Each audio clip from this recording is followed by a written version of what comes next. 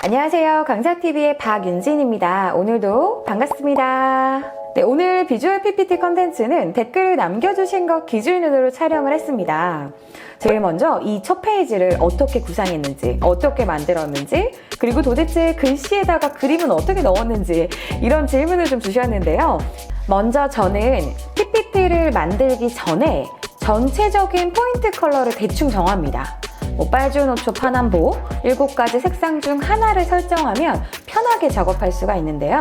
이렇게 하얀 배경에 오른쪽 마우스를 클릭해서 배경 서식으로 들어가신 다음 여기 색 부분 있죠. 네, 여기서 여러 가지 색깔이 있는데 저는 이 보라색을 선택했습니다.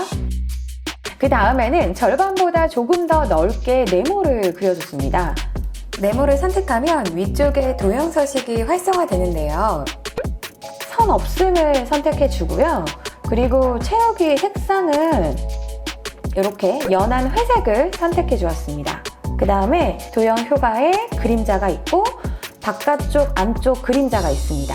이 중에서 저는 안쪽 부분을 선택했습니다. 우측에 있던 배경 서식이 도형 서식 창으로 변했죠. 여기서 그림자와 같은 서식 효과를 상세하게 조정할 수 있습니다. 그런데 조금만 설정을 좀 바꿨습니다. 그림자의 그림자 옵션을 클릭해 주시면 투명도는 50으로 되어 있고요. 흐리게를 14 정도로 포인트를 변경해 주었습니다. 네모 상자에 훨씬 더 입체감이 있는 느낌이 들죠.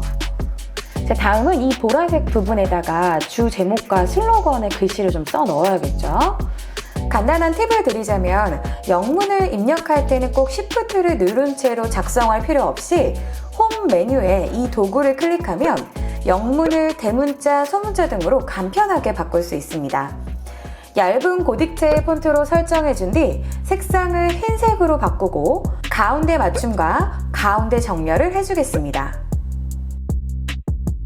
슬로건은 20포인트 정도로, 제목은 48포인트 정도로 조금 더 크게 설정을 해주고, 제목은 이 부분을 선택하신 다음 주 간격 옵션에 들어가서 값을 0.8로 설정했습니다. 작성한 텍스트의 영역에 맞게 상자의 크기를 조절하면 됩니다. 슬로건을 선택하시고 위쪽에 보시면 오른쪽 정렬 옆에 균등 분할을 클릭해주세요. 그 다음에 텍스트 상자의 폭을 좀 조정합니다. 그러면 공들이지 않아도 정동된 간격으로 텍스트를 조정할 수가 있습니다. 네, 다음은 이 아래쪽에 텍스트 상자를 하나 추가합니다. 메인이 되는 텍스트이기 때문에 두꺼운 글씨면 눈에 더 잘 띄겠죠. 사용하는 폰트에 볼드체가 있다면 그것을 선택해주는 것이 더 깔끔하지만 없다면 이렇게 볼드를 눌러주셔서 사용하시면 됩니다. 그 다음은 이 폰트의 크기를 이 파워포인트와 트렌드 이 라인으로 조금 맞춰서 크기를 좀 조절해봤습니다. 우선 잘 안 보이니 배경색으로 사용했던 보라색으로 선택해볼까요? 그 다음은 이 보라색 컬러에 맞는 이미지를 찾으러 갔습니다. 지난번 영상에서 안내드린 픽사베이 사이트에 들어가서 보라색으로 검색해 보니까 이 정도 포도가 괜찮을 것 같아요. 자, 다른 PPT를 만드실 때에도 이미지 검색할 때 어떤 키워드를 좀 검색해야 될지 잘 모르겠다 하신다면 이 포인트 컬러명만 검색해도 좋은 이미지를 얻을 수 있습니다. 이렇게 사진을 가지고 온 후에는 사진에서 컬러를 찾아내는데요. 배경에 오른쪽 마우스를 클릭해서 배경 서식으로 들어가서 다른 색 아래 보시면 이 스포이드라고 있어요.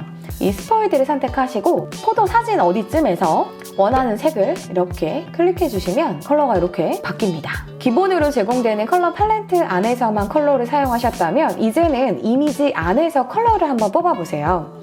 RGB 이런 거 잘 몰라도 자연스러운 컬러를 찾을 수 있습니다. 그 다음은 텍스트를 이미지 앞에 배치하는 건데요. 이때 이 이미지 뒤에 텍스트가 있으니까 대부분은 이미지를 옆으로 치워놓고 텍스트를 선택해서 이렇게 제일 앞으로 오기, 맨 앞으로 가져오기를 선택하고 다시 이미지를 이렇게 또 가운데다 갖다 놓고 이렇게 좀 작업을 하셨죠. 드래그를 해서 선택해도 괜찮지만 다른 방법도 있습니다. 저는 지정해둔 빠른 실행 도구 모음에서 이 버튼을 누르면 선택창이 활성화가 되고요. 제일 마지막에 쓴 글씨니까 요거를 클릭해주면 이미지 뒤에 있는 텍스트가 이렇게 선택이 됩니다. 그래서 이렇게 요 바로 옆에 있는 맨 앞으로 가져오기 요거를 선택을 하죠. 네, 다시 돌아와서 텍스트에 그림을 넣는 것을 해보겠습니다. 자, 반드시 사진을 먼저 선택해 주신 후에 텍스트를 선택해 주세요. 그 다음에 서식에 도형 병합의 교차를 선택해 줍니다. 텍스트에 이미지가 들어갔죠. 이렇게 하면 텍스트의 모양으로 사진을 자를 수 있습니다.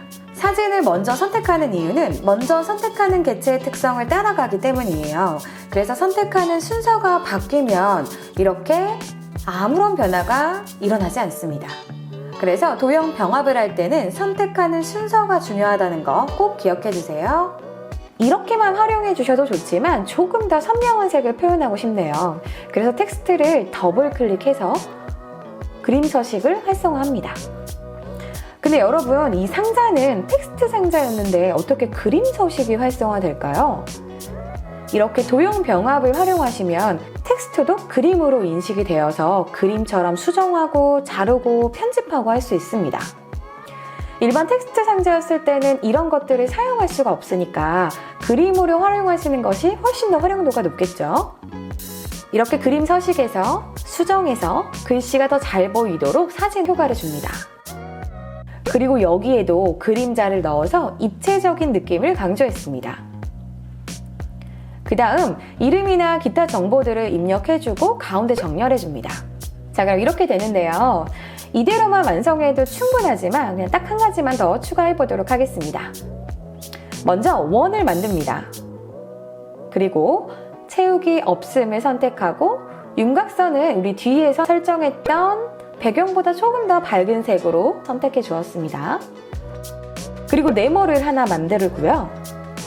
배경과 동일한 회색으로 설정을 합니다. 윤곽선은 당연히 없애주고요.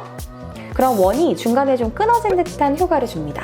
그리고 닷 같은 느낌을 주기 위해서 이렇게 작은 원을 만들고 색상은 이걸로 선택을 합니다. 당연히 윤곽선은 없애고요. 이렇게 작은 원으로 텍스트를 강조해 주는 거죠. 첫 표지에는 애니메이션이 필요 없지만 필요하다면 이렇게 애니메이션 설정을 해줍니다. 자, 그럼 이렇게 완성이 됩니다. 네, 오늘은 표지를 만드는 팁에서 조금 더 디테일한 것들을 설명해 드렸는데요. 알고 나면 별거 아닌 이 하나하나가 모여서 실력이 됩니다. 유튜브를 보는 경험에서 끝내지 마시고 PPT를 열어서 한번 따라해 보시는 이렇게 행동으로 이어지시길 바라면서 오늘 영상을 마치도록 하겠습니다. 오늘도 강사TV의 좋아요, 구독 눌러주세요. 감사합니다.